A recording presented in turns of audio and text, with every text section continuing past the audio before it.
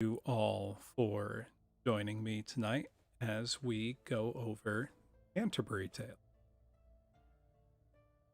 Just hopped onto my lap. Apologies if there was some noise. Suspect he may be a bit of a troublemaker. Good buddy. Would you like to lay down on the desk, or are you just going to stand on my lap? There we go. Lay down, buddy. Let's see. Here, come here. Come purr into the mic. No, don't headbutt them. What am I gonna do with Bud? Lay down.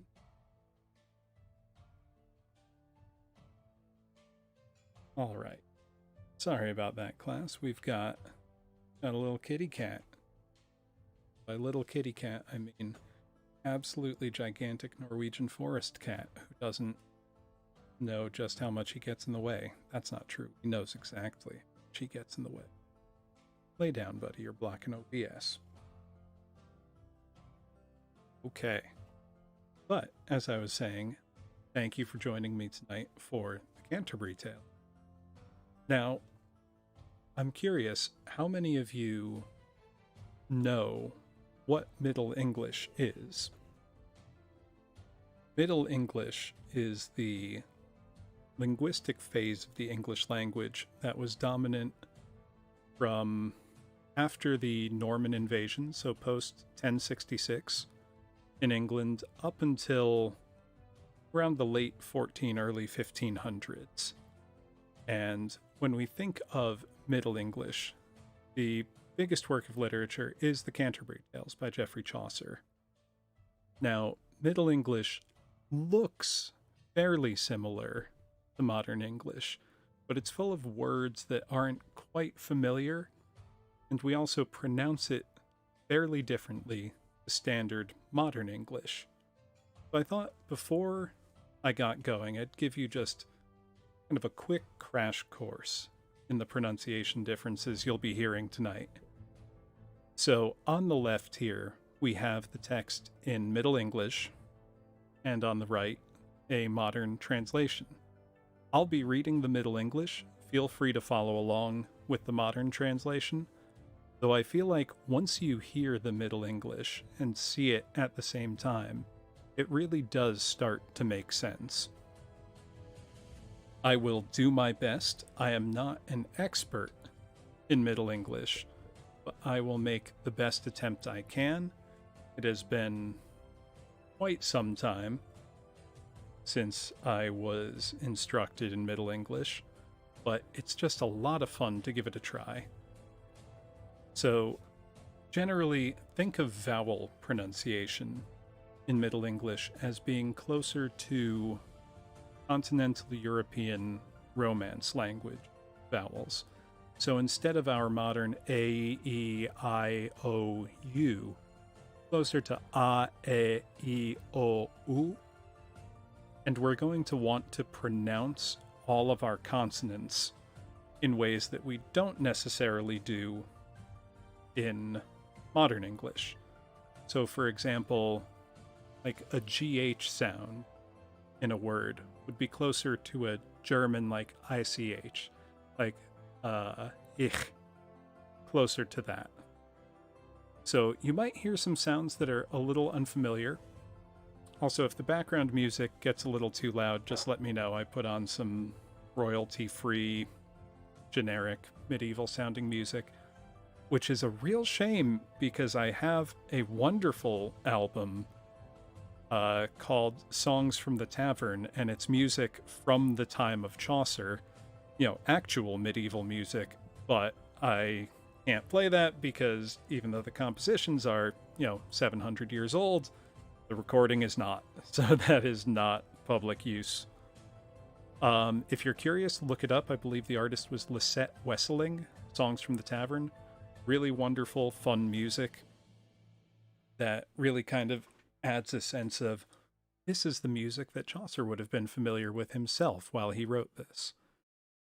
For a little biographical background, Chaucer died before finishing the Canterbury Tales but he lived in the middle to later half of the 1300s, dying right around 1400, we think, which is when the Canterbury Tales were still being written.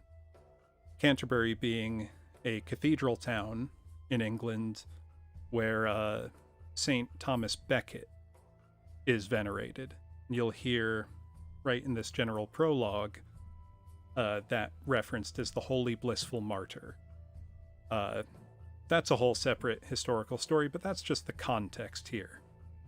Medieval society was a lot more stratified in some ways than our current life, but on a pilgrimage, you would have the highs of society, clergymen, people of status, wealthy merchants, mixing with the lowest of the low, because they were all, if you're on a pilgrimage, you are all equal, and I believe they call it a fellowship in this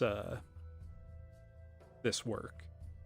Chaucer himself was widely traveled through Italy, France, and England, so he would have seen much more than an average person at those times, is probably why there's such a rich mix of characters here.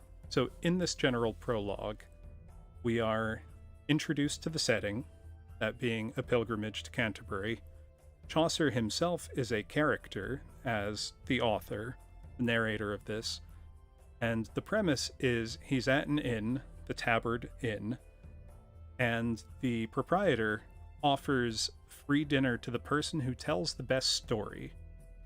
Now, there are 29 pilgrims going on this pilgrimage, and the idea was that they would each tell multiple stories throughout the course of this, with the best being decided at the end.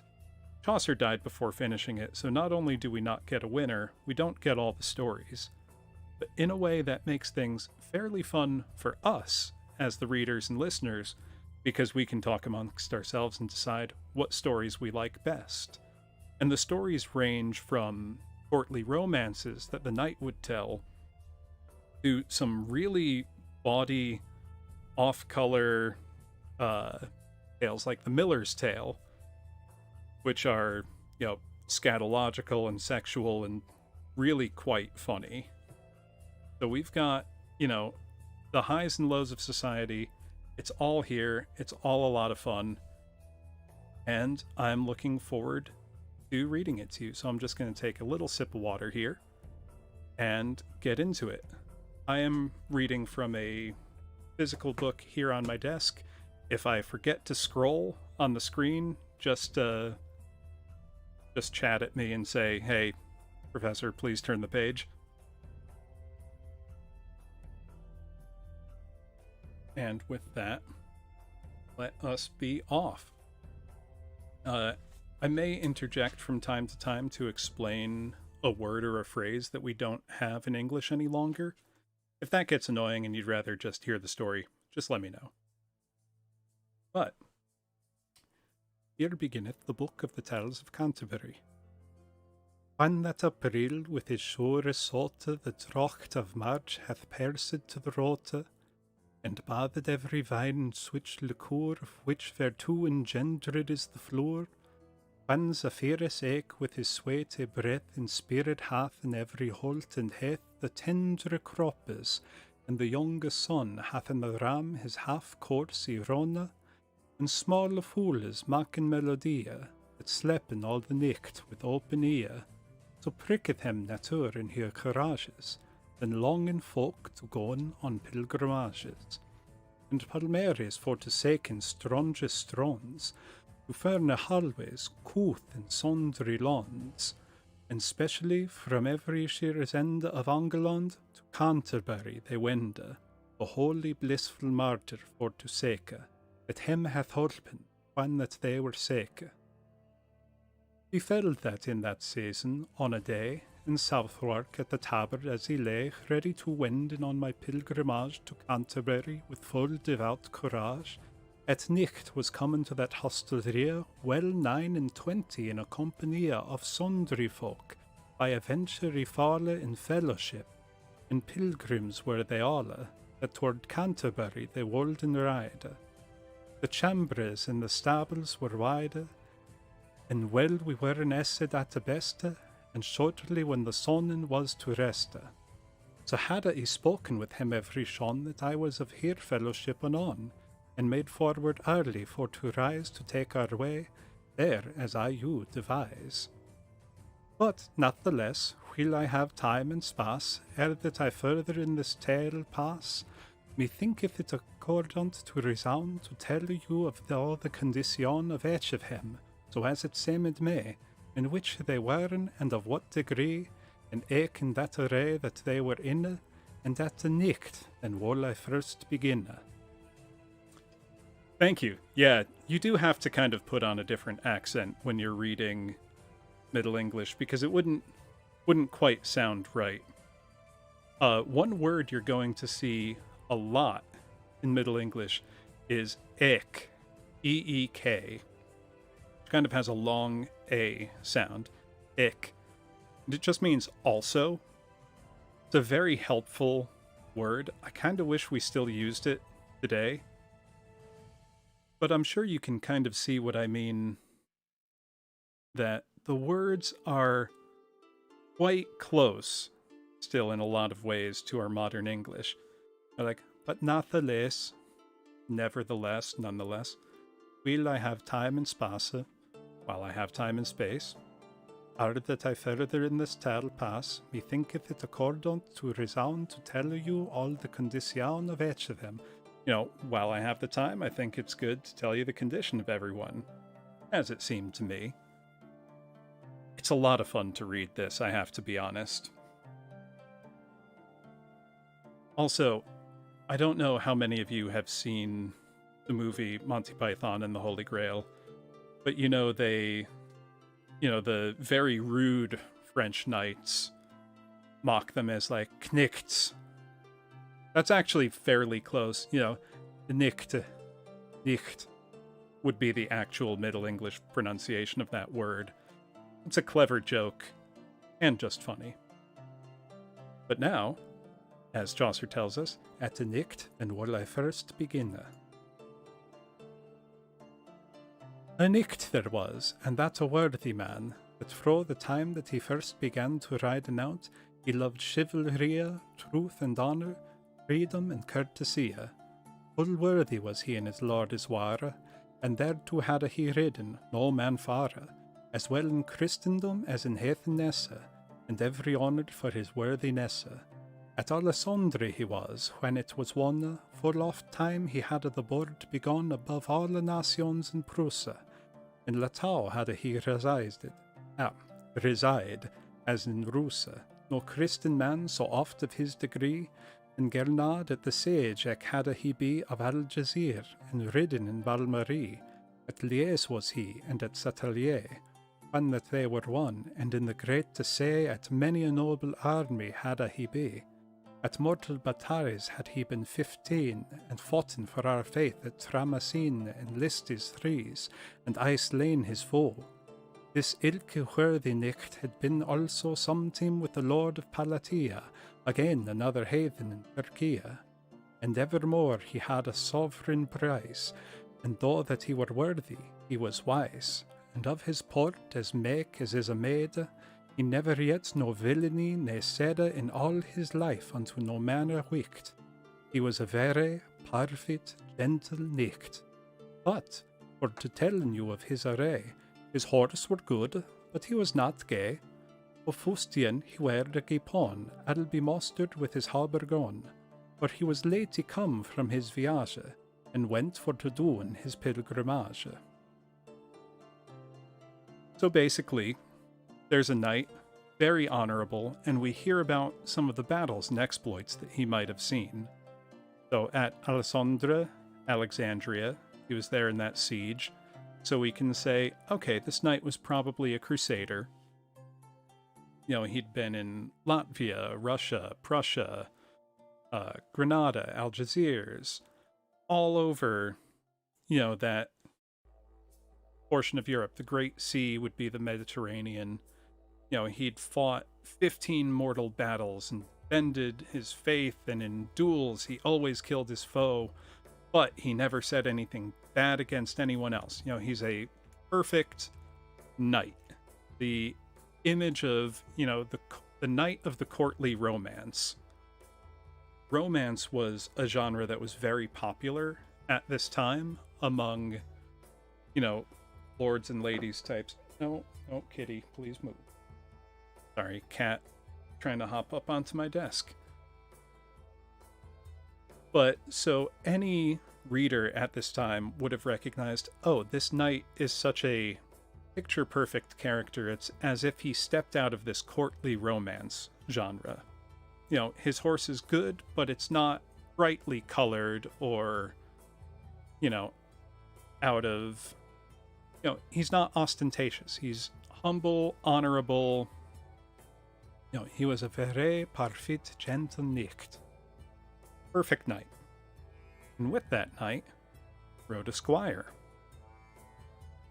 With him there was his son, a young squire, a lover and a lusty bachelor, locks cruel as they were laid in press.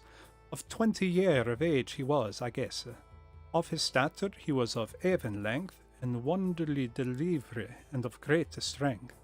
And he had been some time in Chivachy and Flanders, and Artois and Picardy, and borne him well as of so little space, and hoped to stand in his lady grace. Embrooded was he, as if 'twere a maid, all full of freshy flowers, wheat and red. Singing was he, or fluting all the day. He was as fresh as is the month of May. Short was his gown, with sleeves long and wide. Well could he sit on horse and fair ride. He could songs make, and well indite, toast and eke dance, and well portray and write. So hot he loved, that by Nictertale he slept no more than doth a nightingale. Courteous was he, lowly and serviceable, and carved before his father at the table. So the squire, the knight's son, is a lusty bachelor. Great turn of phrase. Curled hair, like laid in a press, 20 years old, picture of strength and health, conducts himself well, wants to win a lady grace, short tunic, sleeves long and wide. He could ride his horse well, he could sing songs, played at the flute, joust and dance. And then we get this kind of body detail, so hoot he loved that by Nictertale he slept no more than doth a nightingale. He sleeps as little as a nightingale because he's out having, the time at night. But he's courteous, humble, willing, and he serves his father well. So those are all positive qualities. This squire and knight are portrayed as very proper, very lordly. But who else is here? That's only 2 out of 29 people. Surely we're going to see a broader swath of society than this. Which brings us to the yeoman. A yeoman had he, and servants no more at that time, for him list to ride so, and he was clad in coat and hood of grain. A sheaf of peacock arrows, bright and keen under his belt he bar full thriftily. Well could he dressed his tackle yeomanly. His arrows drooped knocked with feathers low, and in his hand he bar a mighty bow. A knothead had he, with a brune visage, of woodcraft well he could he all the usage. Upon his arm he bar a gay bracer, and by his side a sword and buckler. And on that other side a gay dagger harnessed well and sharp as point of spear. A Christopher on his breast of silver sheen, and horn he bar, the baldric was of grain. A foster was he, soothly, as I guess. So, now we've got a yeoman, a forester, as he guessed. Got a St. Christopher medal on his breast, indicating strength. Got a sword, a buckler, right bracer, knows his way around woodcraft. He's got nice arrows, a dagger as sharp as a spear, peacock arrows.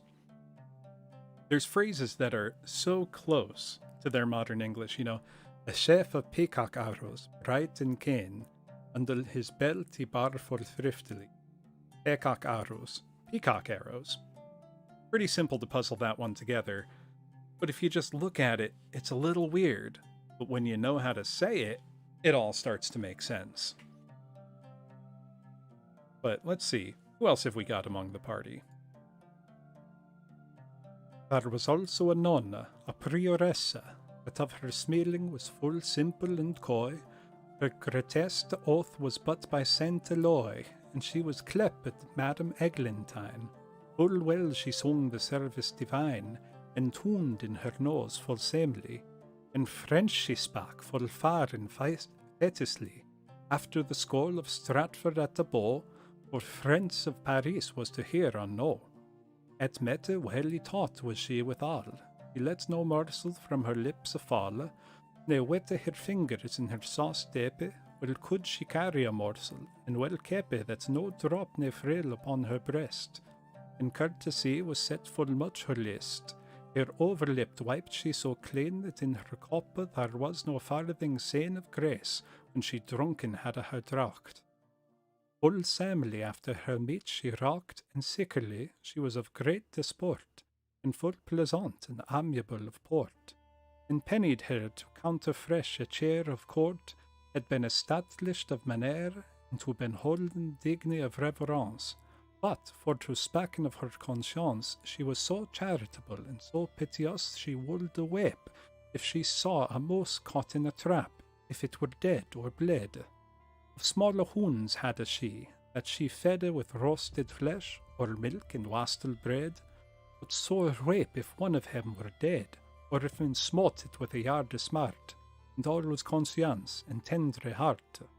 Full samely her wimple pinched was, her nose treatis, her eyen grey as glass, her mouth full small, and thereto soft and red, but sickerly she had a fair forehead, was almost a span broad, I trow, for hardily she was not undergrow.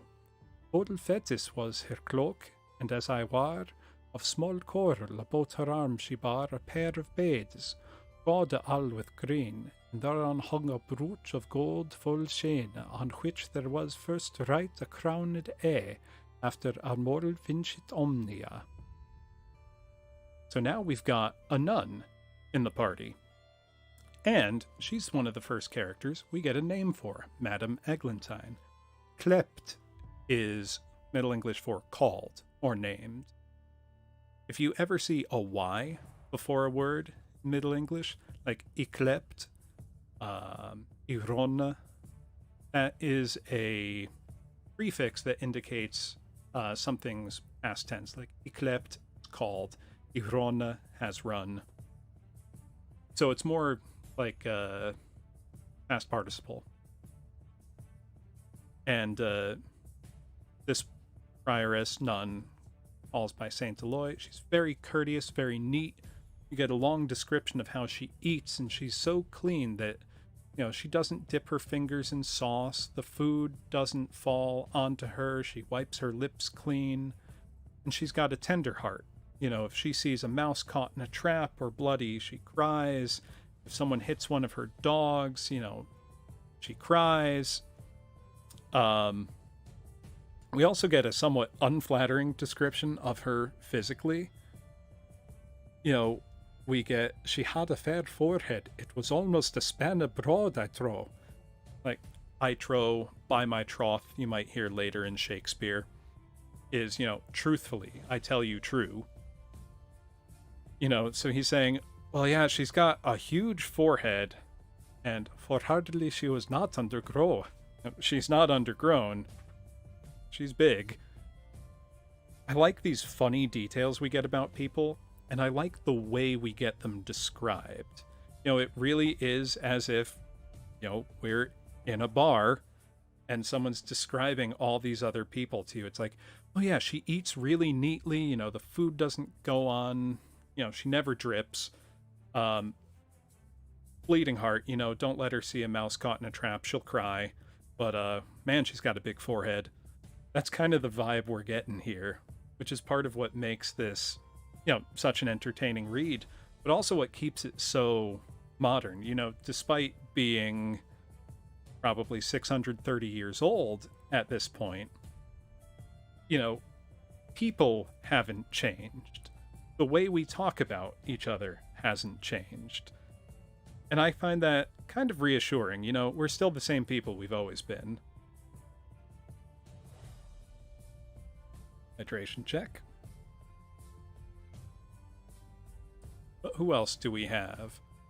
Guess what? We got more nuns. Another nonna with her had a she, that was her chaplain and priestess 3. So she's got another nun, her chaplain, and 3 priests. They'll come back, don't worry. Next, the monk.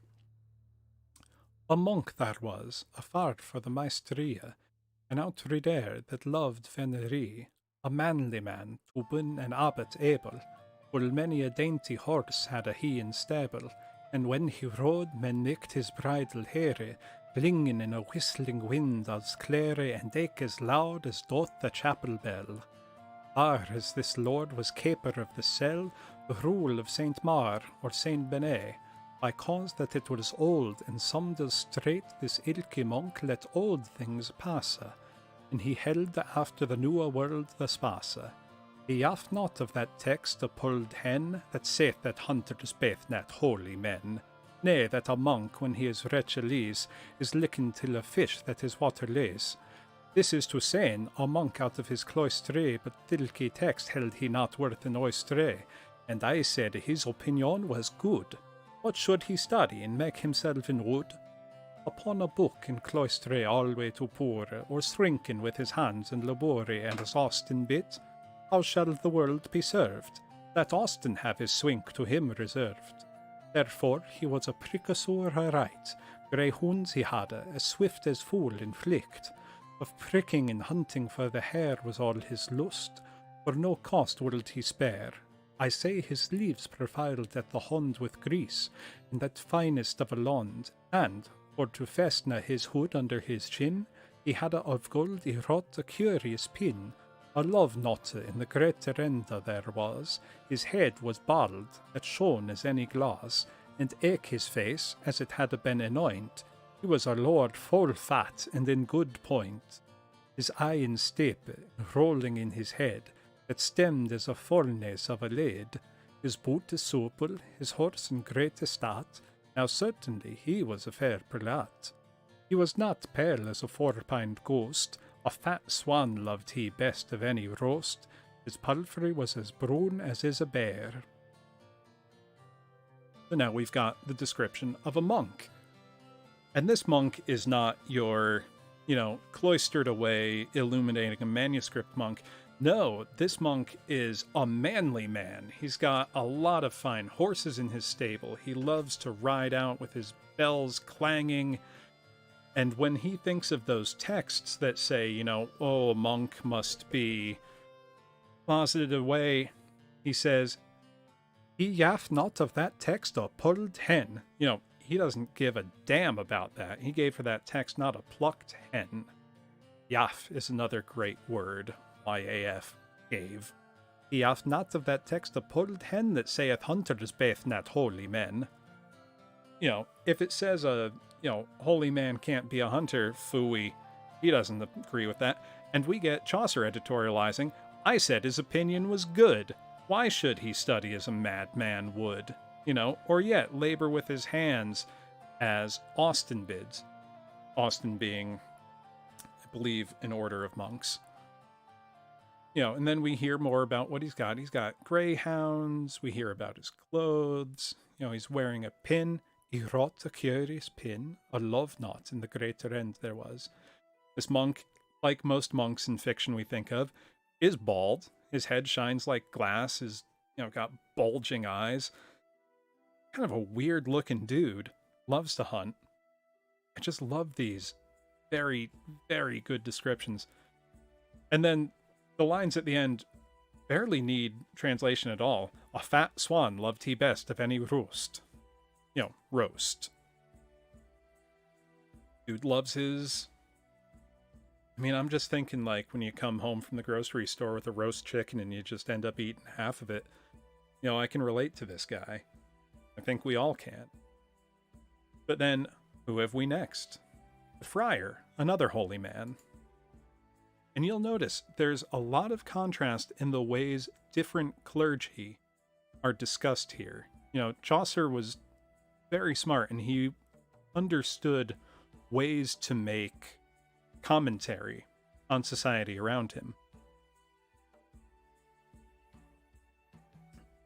A frere there was, a wanton and merry, a limitour, a full solempna man. In all the orders fower is none that can so much of dalliance and fair langage.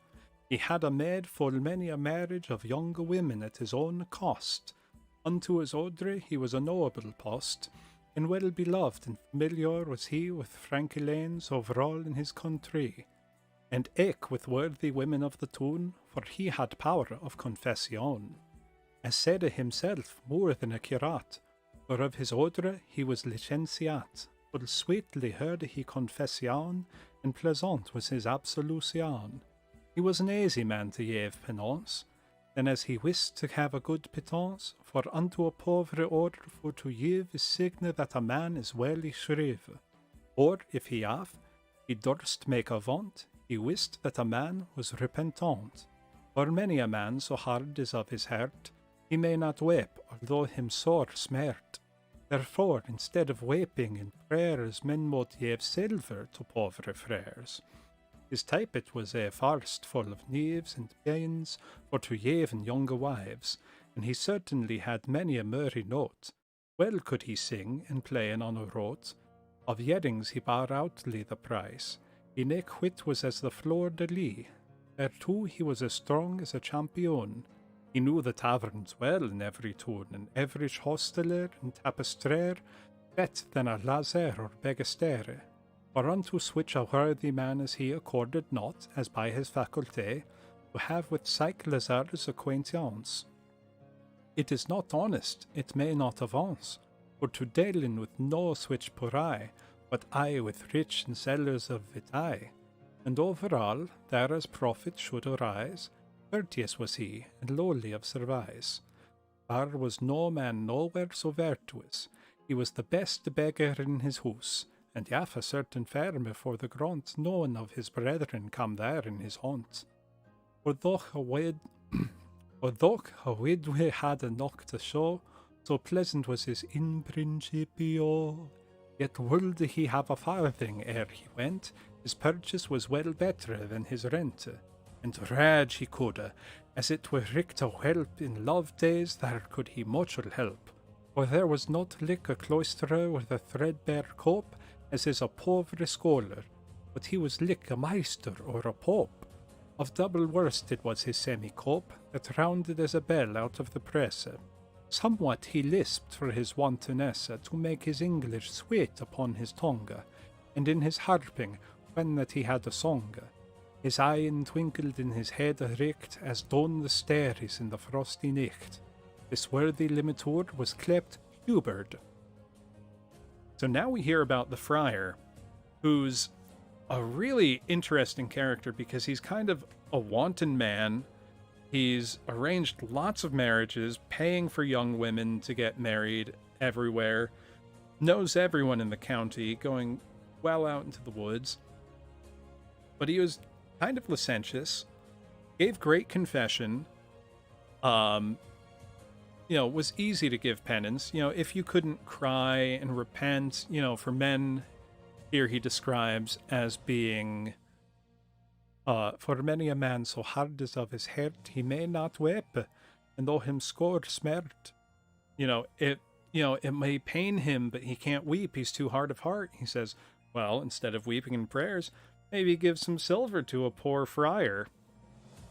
Pretty much, hey, pay me and you get good confession.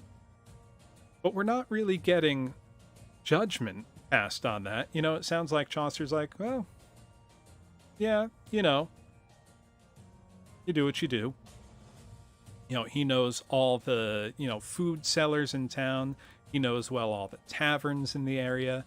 And his voice is so pleasant with his, in principio, his chant, for the mass. He always gets a farthing. His revenue always exceeds his costs. He flirts well. He wasn't like your usual, cloisterer, a beggar, a monk locked away with a threadbare jacket. No, he looked great. He lisped a little to make his English sweet and soft. His eyes would twinkle in his head. And then we get a name. This worthy limiter was Kleppe Hubert. So we've got Hubert out here doing it all. Giving confession, taking money from people, making money, drinking well, eating well. Gotta love it. Next, we've got the merchant. A merchant was there with a fort gebared, in mottele and high on horse he sat, upon his head a flounderish beaver hat, his boot a clasped fair and fetisly, his raisons he spak full solemnly. Sowing alway the encraze of his winning, he wold the say were kept for anything betwixt Middleborough and Orwell. Well could he in exchange sell the sell. This worthy man full well his wit beset, there wist no wicht that he was in debt. So as stately was he of governance, with his bargains and with his chevisance, for sooth he was a worthy man withal. But, sooth to sayn, I know't how men him call.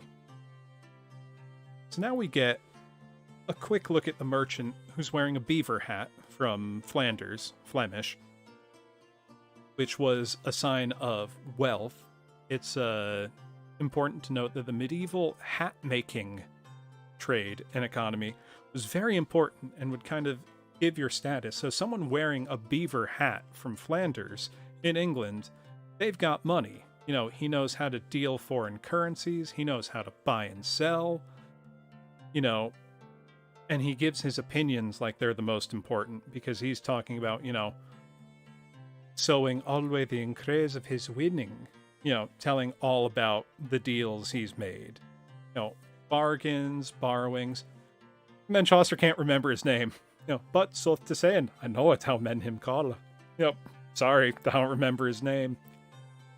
I'm just imagining, you meet this guy at a party, he's full of himself, talking a lot. You remember him, you remember that, and you're like, yeah, but I don't remember what he was called. You can tell Chaucer doesn't think too much of this guy, this merchant. But moving on, got someone that he has quite a lot more thoughts on.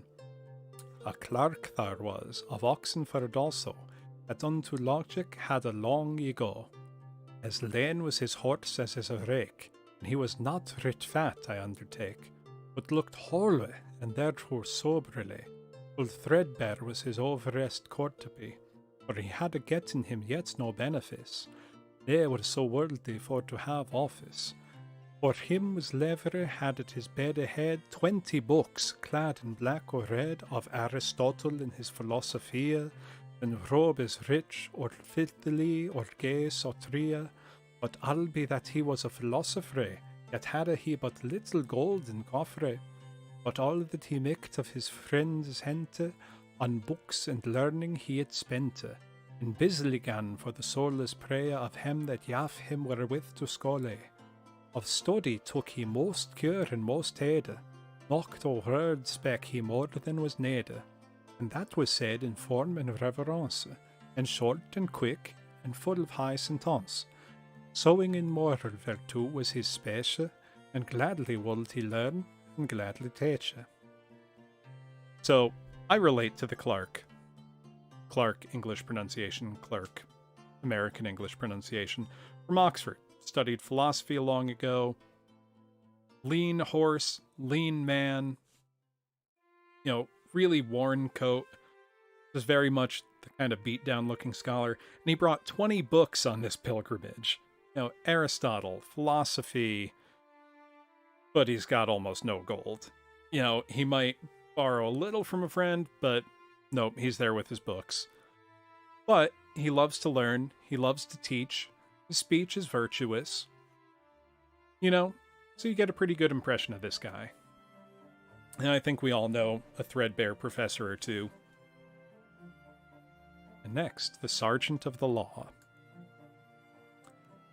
A sergeant of the law, war and wise, that oft had a been at Paris, there was also full rich of excellence, discreet he was, and of great reverence, he seemed switch, his words weren so wise.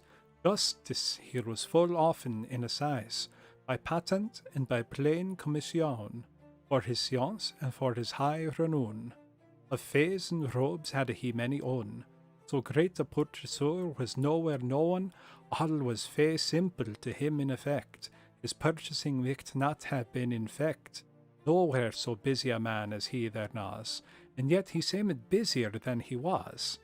In termes had he costs and dooms alle that from the time of King William were falle, thereto he could indite and make a thing, there could no wight pinch all his writing, and every statute could he plain by rote. He rode but homely in a medley coat girt with a saint of silk, with bares smaller, of his array, ele I no longer tell. So we've got a sergeant of the law here. Great dignity, wise man, and he's got, he knows every crime all the way back to King William, and he could write perfect contracts. He could recite this all by rote. And he wore, pretty simple coat, belt of silk, no bars. And then Chaucer just kind of loses interest. He's like, of his array, tell I no longer tell. That's it. Moving on from this guy. And now, the Franklin. A Franklin was in his compania, white in his beard as is a deasia. Of his complexion he was sanguine, well loved he by the more a soap in wine, who living in delight was ere his won. For he was Epicurus on the son, that held opinion that played delight was vere felicite part fit. As householder, and that a great was he, Saint Julian was he in his country. His bread, his ale, was always our own. A better invined man there was nowhere no one. Without Beggar met it is never his house of fish and flesh, and that so plenteous, it snowed in his house of meat and drink, of all dainties that men could think.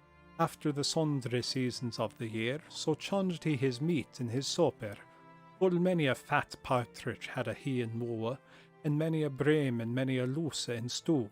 Woe was his cock, but if his sauce were ponant and sharp, and ready all his gear, his table dormant in his hall always stood ready covered all the long day. At sessions there he was lord and sire, full oft time he was nicked of the shire, and unlass and a gisper all of silk hang at his girdle, white as morning milk. A sherave had he been, and a contour was nowhere switch a worthy vavasseur. So now we've got a Franklin, which isn't a word we really use much now. That's a landowner, part of the, land gentry.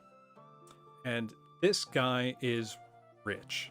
He's described as being like Epicurus's own son. They describe it as his house being so stocked with food and pies that it's like it's snowing. A fish and flesh, and that so plenteous it snowed in his house of meat and drink.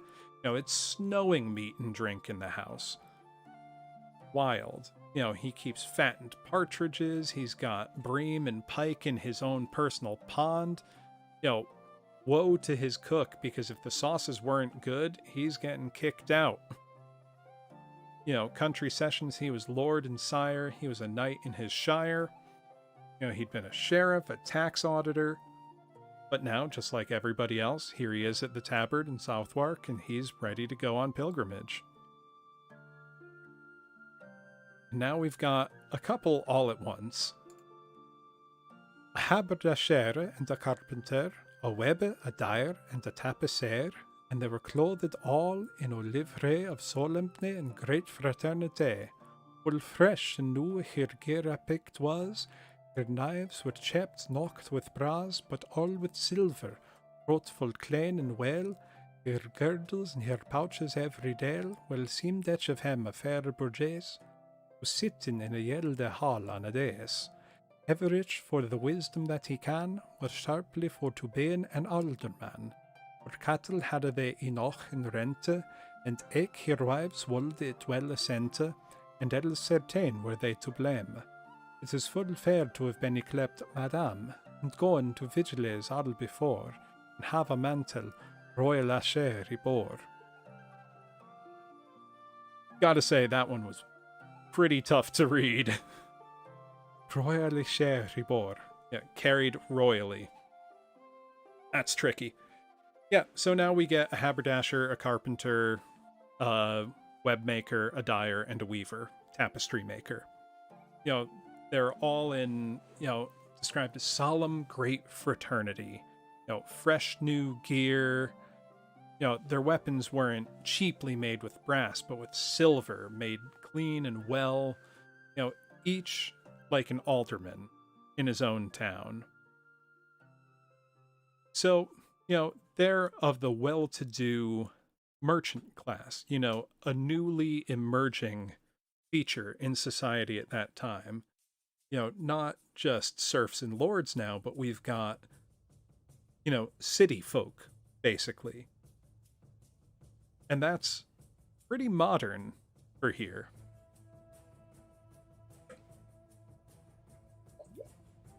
I'm sorry, some water. We're about halfway into the prologue.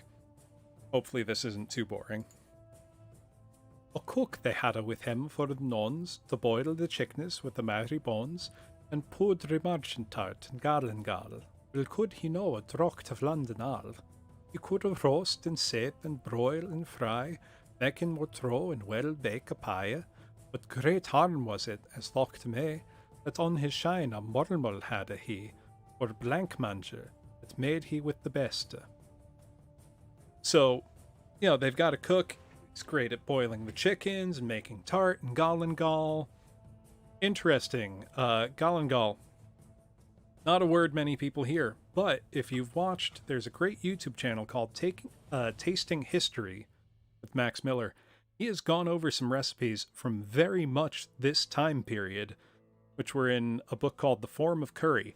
Galangal's in there. Go look up that channel. Very interesting. So we hear about this cook, and it sounds great. And then Chaucer says, "But great harm was it, as thought to me, that on his shine a murmur had he."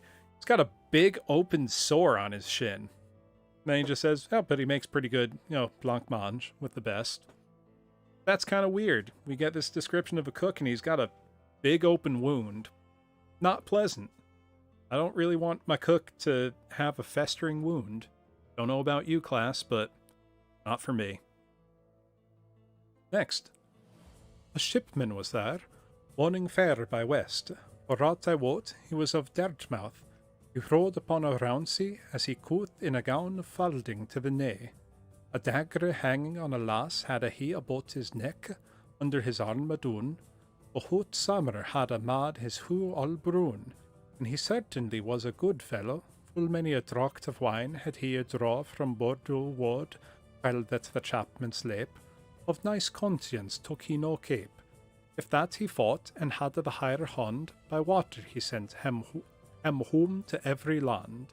But of his craft, to reckon well his tides, his streamers and his dongers him besides, his Erberway and his moon, his Lord Menega, there was none switch from Hull to Carthage. Hardly he was in wis to undertake, with many a tempest had his bird been shaka. He knew all of the heavens as they were, from Gotland to the Cape of Finisterre, and every crike in Britain and in Spain. His barge, yclept, was the Madelon. Now we've got a sailor, riding far. He's quite burned from the sun. He's got a dagger around his neck. But, he was a fine person. He'd have Bordeaux wine on him. If he fought and got the upper hand, he'd send people home. But he was good at his craft, all the way from Hull to Carthage. No one was as good. The ship is called the Madeline. Pretty straightforward. At this point, though, we're seeing a very broad swath of society circa the late 1300s here. And meeting in a place and in a way that they wouldn't at any other period. You wouldn't have a nun, a friar, a clerk, a working man. They wouldn't all be in the same space, but for the pilgrimage. That's really interesting. Now we've got another interesting character, the physician. With us there was a doctor of physic. In all this world ne was there known him like, who spake of physic and of surgery, or he was grounded in astronomia. He kept his patient a full great deal in hours, by his magic naturel, well could he fortunen the ascendant of his images for his patient. He knew the cause of every malady, were it of hot or cold or moist or dry, and where they were engendered, and of what humour. He was very parfit practisour, the cause he know, and of his harm the root. Anon he aff the sick man his boot. Already had he his apothecaries to send him drugs and his letuaries, for each of him made other for to win her friendship, as not knew to begin. Well knew he the old Esculapios, and Descroides, and Ecrufus, old Hippocras, Ali, and Gallian, Serapion, Razis, and Avicen, Averroe, Damascen, and Constantine, Bernard, and Gadsden, and Gilbertine. Of his diet measurable was he, for it was of no superfluity, but of great nourishing, and digestible. His study was but little on the Bible. In sanguine and in purse he clad was all, lined with taffeta and with sandal, and yet he was but easy of dispense. He kept that he was one in pestilence, for gold in physic is a cordial, therefore he loved the gold in special. So now we've got a doctor of medicine, but not just medicine. He speaks a lot of astronomy, and he would calculate the planetary position to balance the humors. In medieval medicine, you were thought to have 4 humors, which were hot, cold, moist, or dry. So he'd kind of divine from the stars, okay, you're sick because you got too much cold, damp inside your blood, so we got to get some hot, dry on you. And then we get, a list of famous doctors from antiquity, basically. Hippocrates, Galen, a bunch of these names I don't know. But the effect is clear. These are the names that would have been familiar to anyone at that time to show, oh, this is a very learned man. He did eat a lot, or did not eat a lot. He was modest in diet. Didn't know the Bible very well, but wore pretty nice clothes and really loved gold because of its medicinal properties, as was thought at the time. And next, the wife of Bath. A good wife was there, of beside Bath, but she was somdel deaf, and that was scath. Of cloth making she had a switch and haunt, she passed him of Ypres and of Gaunt. In all the parish wife ne was there none that to offering ye before her shoulder gone, and if there did, certain so wroth was she, that she was out of all a charity. Her coverchiefs full fine weren of grund, I durst to swear they weighed in 10 pound that on a Sunday weren upon her head. Her hosen weren of fine scarlet red, both straight yted, and shoes full moist and new. Old was her face, and fair and red of hue. She was a worthy woman all her life. Husbands at kirke door she had a 5 without another company and youth, but thereof needed not to speak as north. And 3 as had she been at Jerusalem. She had a passed many a stronge stream. At Rome she had been, and at Bologna, in Galice at Saint Jean, and at Cologne. She could a much of wandering ye by the way. Gat-toothed was she, sodly for to say, upon an amblere easily she sat, he wimpled well, and on her head a hat as broad as is a buckler or a targe, a foot mantle about her hip as large, and on her feet a pair of spurs sharp. In fellowship well could she laugh and carp, of remedies of love she knew perchance, for she could of that art the old dance. So now we have the wife of Bath, who is a real character. Bath is a city. We see beside Bath. Still a city in England, famous for its old Roman baths. He starts off by telling us, she's kind of deaf. That's a pity. But she was so good at making clothes that she bettered those than, cities famous for cloth making. No one in the parish was better. And if someone went to someone else, she was pissed off. Her headdress was gorgeous, and Chaucer swears they weighed 10 pounds. She'd wear it every Sunday. She'd been respectable throughout her life. She'd had 5 husbands, which at the time was quite remarkable. And he says, not counting other company and youth, but we don't need to talk about that. This is an experienced woman, and she seems to be hooked on pilgrimages. She's been to Jerusalem 3 times, been to Rome, been to Bologna, Santiago, Cologne, and Germany. She's been all over. Widely traveled, wealthy, skilled woman, wearing, fancy clothes. But, she would laugh. She was fun. She rode her horse easily and got along well with the company. And if anyone had love problems, you'd go to the wife of Bath. She gives me that kind of like wild aunt vibe. You know what I mean? And when we eventually get to her story, not tonight, but it is a very good one. Sip of water. And now, more clergy. Shocker, that. A good man was there of religion, and was a poverty parson of a town. Rich he was of holy thought and work. He was also a learned man, a clerk, that Christ's gospel truly would preach. His parishioners devotedly would he teach, benign he was, and wonder diligent, and in adversity full patient. In switch he was depraved of sides, for loth were him to cursen for his tithes, but rather would he even, out of doubt, unto his poverty parishioners about his offering and ache of substance, he could in little thing have sufficience.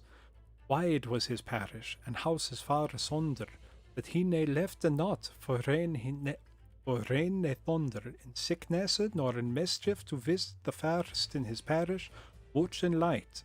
Upon his feet, and in his hand a staff, this noble ensample to his sheaf he hath.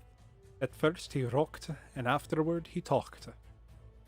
Out of the gospel he though words caught, in this figure he added eke thereto, that if gold rust, what shall iron do?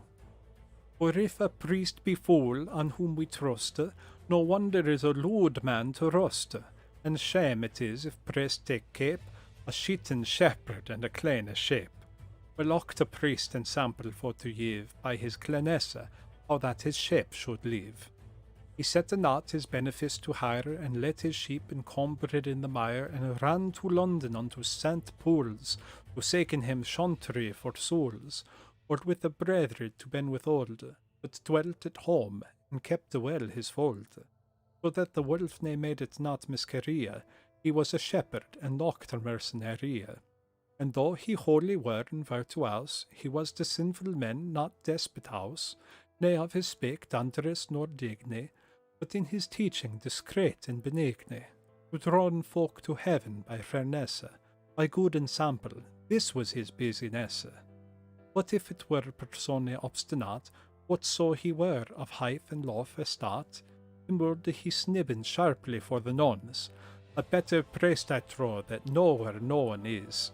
He waited after no pomp and reverence, they marked him a spiced conscience, but Christ is Lord, and his apostles 12 he talked, but first he followed it himself.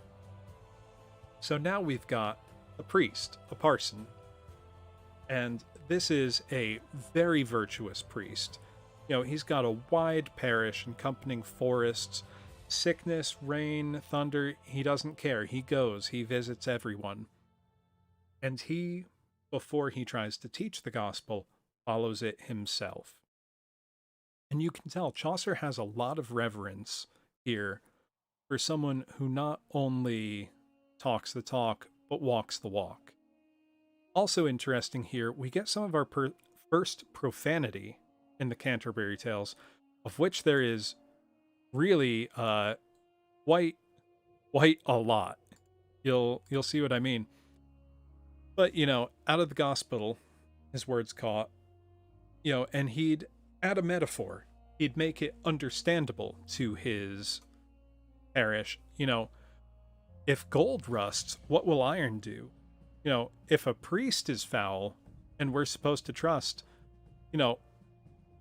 what would a layman do? Shame it is if a priest take cape a shittin' shepherd and a clean sheep. A shitty shepherd looking after clean sheep. So, little bit of profanity in here, and you can tell this is something that Chaucer cares about because, one, he spent a lot more time talking about the parson than he did some of the other members on our pilgrimage here. But you can tell there's a real affection here for someone who is virtuous. He's not rude to sinners. He wants to lead people to heaven by his good example. Let's see. Ooh, next the ploughman. With him there was a ploughman, was his brother, that had a lad of dung full many a father, but true a swinker, and a good was he, living in pace and perfect charity. God loved he best with all his whole heart at all the times, though him gammed or smerte, and then his neighbour right as himself he would thresh, and thereto dike and delve. For Christ's sake, for every povre wicht withouten hire, if it lay in his micht, his tithes paid he full fair and well, both of his proper swink and his cattle. In a tabard he rode upon a mare. Now we've got the ploughman, brother to the parson, who, we're told very pleasantly, has filled a lot of carts with dung. A true worker, is he? Another great Middle English word, swink, S-W-Y-N-K, is work. Toil, hard lay. A true a swinker and a good was he, living in pace and perfect charity. Parfit, perfect. You can kind of hear that. That's a cognate. But, this is a hard worker, lives in peace, pays his tithes. They're translating tithes here as taxes, but it really is tithe in the sense of giving, a certain percentage of your income to the church. And he rides in a simple tabard on a mare. Just a good man. Now, the opposite of a good man, the miller. There was also a rave and a miller, a somnur and a pardoner also, a municipal, and myself. There were no more. The miller was a stout carle for the nuns. Whole big he was of brawn and ache of bones, that proved well, for over all there he came at wrestling, he would have alway the ram. He was short-shouldered, broad, a thick arr. There was no door that he noddled have of hair, or break it at a running with his head. His beard as any sore fox was red, and thereto broad, as though it were a spade. Upon the cup right of his nose he had a word, and thereon stood a tuft of hairs, red as the bristles of a sow's ears. His nostrils black were and wide, a sword and buckler bar he by his side. His mouth as great was as a great furnace, he was a jangler and goliardes, that was most of sin and harlotries, well could he steal in corn and toll in threes, and yet he had a thumb of gold pardy, a white coat and a blue hood weared he, a bagpipe well could he blow in sun, and therewithal he brocked us out of town. So now we hear about the miller. Strong fellow, full big he was, of brawn and also of bone. He always came away at wrestling. He was stoutly built, and he would ram doors open with his head. His beard was red like a fox and broad. We get this great description of a big old wart on his nose with a tuft of hairs. His nostrils black were and wide black nostrils. Carrying a sword, his mouth was like a furnace door. What a character. Oh, and he would also steal corn and charge triple when he goes to sell it. A real proper villain, a real piece of shit. And his story is very, very rude. Now, the manciple. So, manciple's not really a word we use much anymore, but it's, a business guy, someone who buys provisions for, an inn, like an inn supplier or, a church, something, a temple in this case. A gentle municipal was there of a temple, of which acatores might take example, for to be wise in buying of vital. For whether that he paid or took by tale, algate he waited so in his account, that he was aye before him and in good state. Now is not that of God a full fair grace, that switch a lewd manus which shall pass the wisdom of an heap of learned men. Of maisters had he more than 3 as 10, that weren of law expert and curious, of which there weren a dozen in that house worthy to be stewards of rente and land of any lord that is in England, making him live by his proper good and honour debtless, but if he were rude, or live as scarcely as him list desire, and able for to help in all a shire in any cast that make to fall or happe, and yet this manciple set to hear all a cappe. So now we've got the manciple here. He knows all about, buying provisions, but Chaucer's a little upset about these guys. He's saying, how is it that such a vulgar man can outpace so many smart people? He's got, 30 masters, at his beck and call who are law experts, fit to be stewards of any lord's house in England. But, he lives debtless. Interesting character. You can tell Chaucer's a little annoyed that villainous people can be so talented. Now we've got a reeve, which is a manager of an estate or a farm. Not a word we use as much today, but the Reve was a slender choleric man. His beard was shave as nigh as ever he can. His hair was by his ears fully shorn. His top was docked like a priest beforn. For longer were his legs and full lane. He like a staff, there was no calf is saying. Well could he cape a garner and a bin? There was no an auditor could on him win. Well wist he by the dropt and by the rain, the yielding of his seed and of his grain, his lord's shape, his net, his dairy, his swine, his horse, his store, and his poultry, was wholly in this Reve's governing, and by his covenant yaff the reckoning, sign that his lord was 20 year of age, there could no man bring him in a rage. There nas bailiff, ne heere, or other hine, that he ne knew his sliked coven. They were a dread of him as of the death. His warning was full fair upon an head. With green trees shadowed was his place. He could a better than his lord purchase, full rich he was, stored privily. His lord well could he pleasant subtly, to have and lene him of his own good, and have a thank, and yet a cord and food. In youth he had learned a good mister, who was a well good richt, a carpenter. This Reve sat upon a full good stot, that was all pomely grey, and hicked Scot. A long surcoat of pars upon he had, and by his side he bar a rusty blade. Of Norfolk was this Reve, of which I tell, beside a tune and kleppen all the swelle. Hooked he was as is a frere of boot, and ever he rode the hindest of our route. So now we've got the reeve, who no auditor could ever get one over. He's got everything in array perfectly in his lord's house. The lord was only 20 years, but never, no cheating, nothing. This guy's got it down. He's got green shaded land. He knew how to please the lord. And he rides at the back of the party. Weird detail to remember, but that's what gives this so much character. Now we've got the summoner.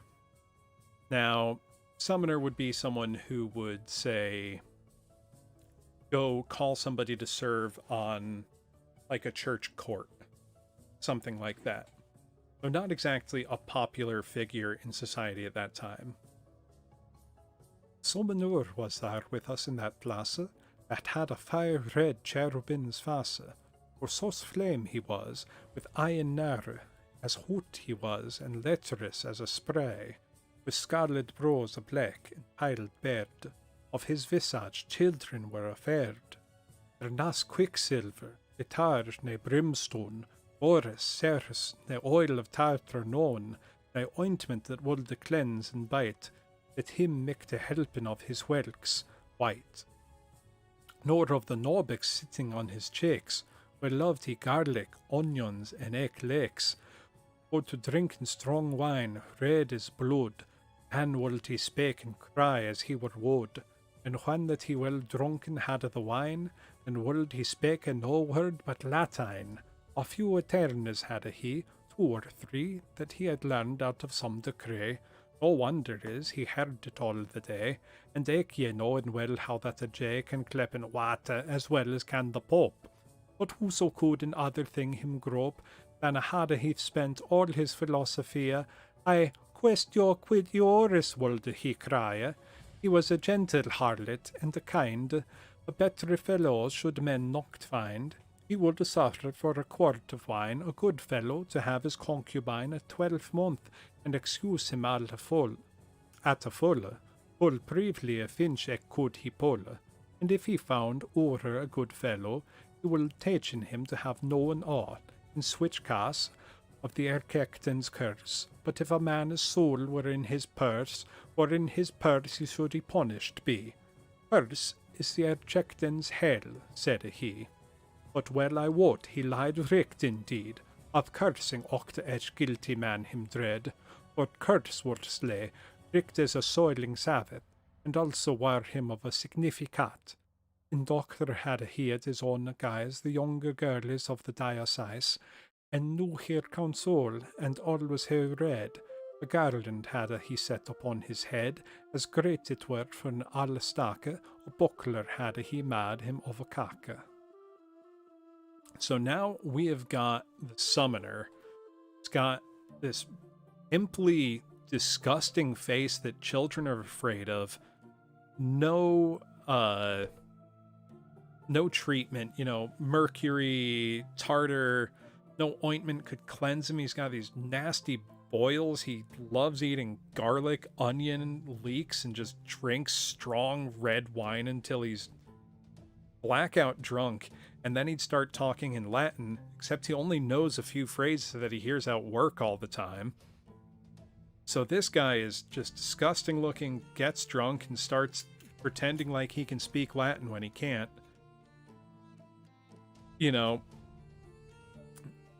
But he's a character. The purse is the archdeacon's hell, said he. But he'd lie. He'd go lie with whores. Very, very crude character. And he had set upon himself, a big garland on his head, and he was carrying a cake. Cake here would mean like bread, which in this case would be like a stale travel bread, as if it's a buckler, like a shield. This guy is quite the character. Now we've got the pardoner, another very unpopular religious adjacent character. The pardoner would sell indulgences. Indulgences being a way to buy forgiveness for sins. That was a big thing in the church in the 14th and 15th century, and is why Martin Luther eventually, nailed his 95 Theses to a door. That's a whole separate lesson that I'm not going to get into.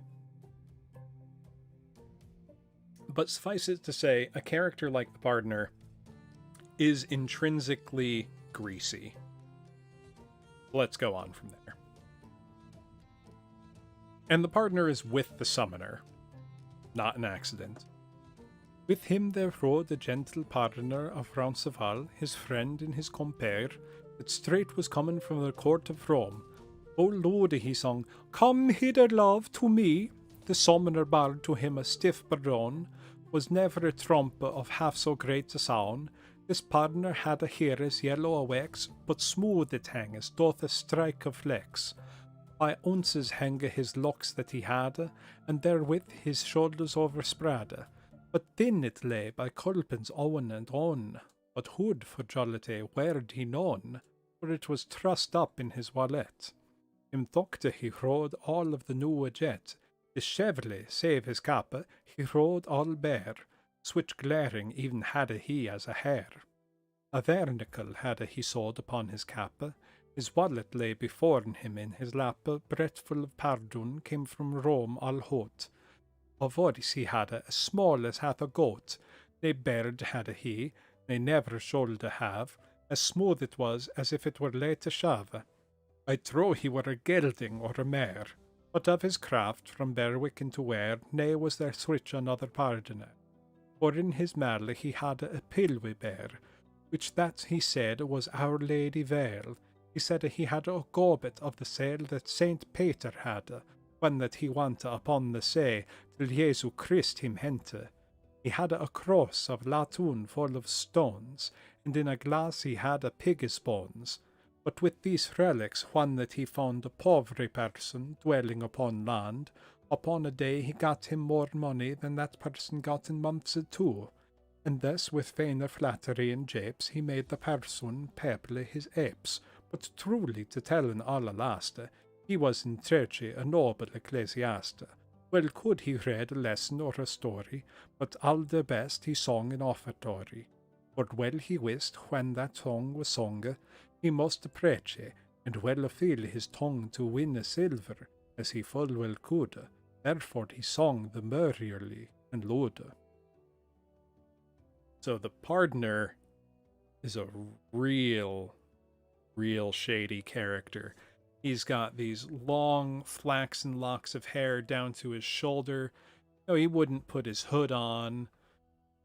Some fine clothes and a knapsack stuffed full of pardons brought fresh from Rome. Didn't have a beard, couldn't grow a beard, always looked fresh shaved. Chaucer wonders if he's a eunuch. I think he was a gelding or a mare. Is this guy even a man? Can't grow a beard, doesn't even need to shave. And he's got with him a bunch of phony relics. Religious icons. Like he says, oh, this is, Our True Lady's veil. This is the sail that St. Peter used when he sailed upon the sea. A cross full of stones, and he's got pig's bones in a bottle that he probably claimed were some holy relic. He would do charity to people, but then he would put those people to work. At the end, though, Chaucer concedes, he was a fine clergyman, though. He could read the lesson or story well, sang offertory well, and he knew he could get silver from the crowd. He knew he could get people to tithe, so he would sing merrily and loud. So really sketchy character. And with the summoner. And now, we get on to the business of the host. Now have he told you shortly in a clause the estate, the array, the nombre, and eke the cause why that assembled was this compania in Southwark at this gentle hosteria that hicked the tabard, fast by the bell. But now is time to you for to tell how that we baren us ilke nicht, when that we're in the hosteria licht, and afterward I tell our voyage and all the remnant of our pilgrimage.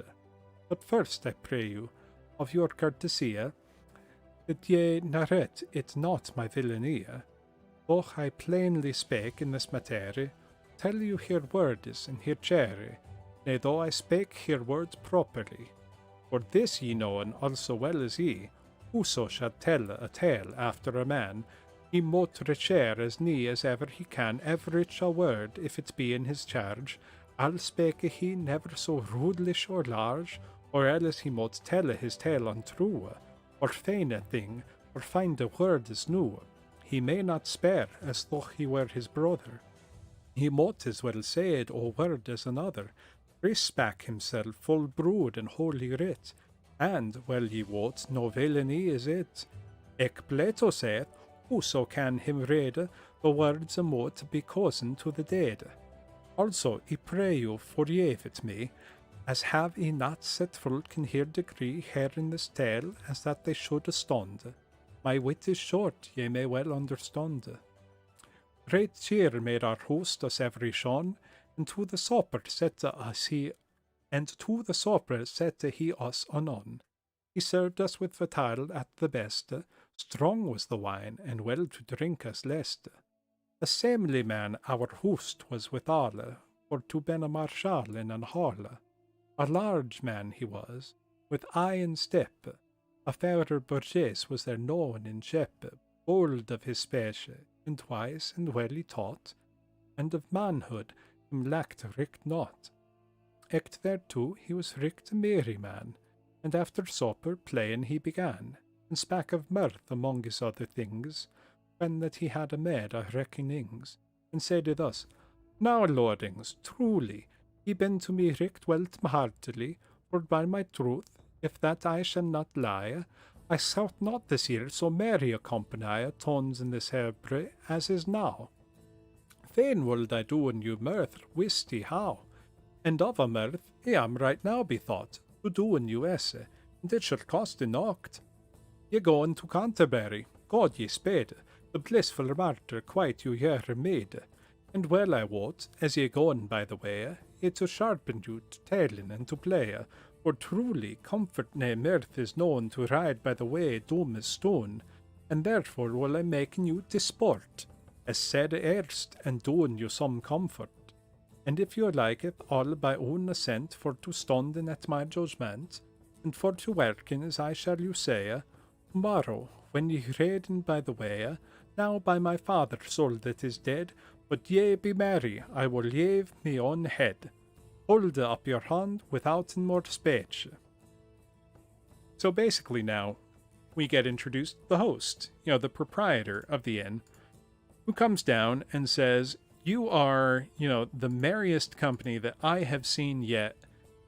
I know you're going. Let's play a game. Oh, I do also want to back up a bit. This begins with Chaucer saying, I've told you, who's in our company, what they look like, how they're doing, and then apologizes ahead, I beg your courtesy that I speak plainly and I use the terms the people here said. So if it's vulgar, don't accuse me of embellishing. Don't say I'm crude. Even Plato says the word should be cousin to the deed. I'm just telling you what they said. He's excusing himself preemptively for the content and manner of his storytelling, inserting himself as a narrator here in a way that was really novel at the time. But then, our host says, let's play a game. If you don't want to do it, I swear by my dead dad, if you don't want to do it, hold up your hands. I won't say anything about it. But let's play this game. So then, our counsel was not long for to say it, thought it not worth to make it twice, and granted him without more of ease, and bade him say his verdict as him lest. Lordings, quoth he, now hearkeneth for the best, but talk it not, I pray you, in disdain. This is the point, to speak in short and plain, that each of you, to shorter with our way, in this voyage shall tell his tales too, Canterbury word, I mean it so, and homeward he shall tell other two, of aventures that whilom have befall, and which of you that beareth him best of all, that is to say, that telleth in this cast tales of best sentence and most solace, shall have a supper at our all cost here in this place, sitting by this post, when that we come again fro Canterbury. And for to make you the more merry, I will myself in goodly with you ride, richt at my own cost, and be your guide. And whoso will my judgment with say, shall pay all that we spend in by the way. And if you vouchsafe that it be so, tell me anon without an word is more, and I will early shape me therefore. So then he says, lordings, masters, listen to what I'm saying. Don't take it in disdain. Going to put it straightforward. Each of you tell 2 stories on your way to Canterbury. Tell 2 on the way back. Whoever has the best, most amusing story, I'll pay for your dinner when we get back. I'll pay for the whole trip. I'll come by myself and be your guide. And I'll pay for everything bought along the way. That sounds like a great offer to me. If I was taking a pilgrimage and someone's like, hey, look, I'll pay for the whole thing and throw you a party if you can tell the best 4 stories.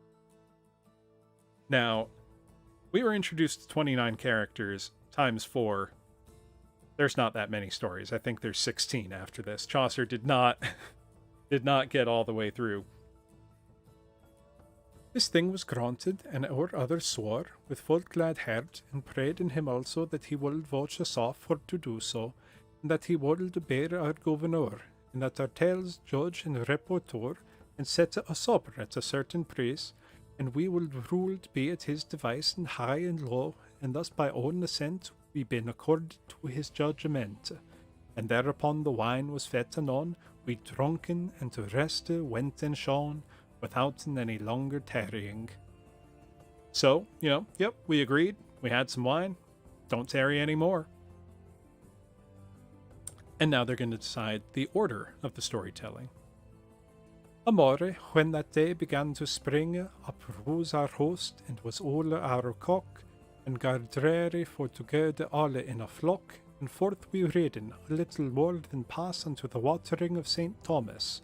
And there our host began his horse arrest, and said, Lordings, hearkeneth if you lest, ye wot ye are forward, and I at you record, if even song and Morris song accord, let's say now who shall tell the first tale.